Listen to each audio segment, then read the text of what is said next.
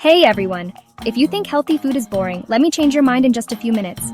Healthy eating isn't about bland salads and plain boiled veggies. It's about flavor, creativity, and the right ingredients. So let's dive in. Many people think eating healthy means saying goodbye to taste, but that's not true at all. The secret? Herbs, spices, and fresh ingredients. You don't need butter and sugar to make food delicious. You just need to know how to season it right. Here are some easy ways to make your healthy meals super tasty. Spices and herbs: turmeric, cumin, garlic, basil. These can turn any dish into a flavor bomb. Healthy fats: avocados, olive oil, nuts. They add richness without guilt. Natural sweetness: honey, dates, and fruits can make your meals naturally sweet without refined sugar. Let's whip up something quick. A vibrant, crunchy salad with a zesty dressing. Just toss in fresh veggies, roasted chickpeas, a squeeze of lemon, and some chili flakes. Boom! Flavor-packed and super healthy. See?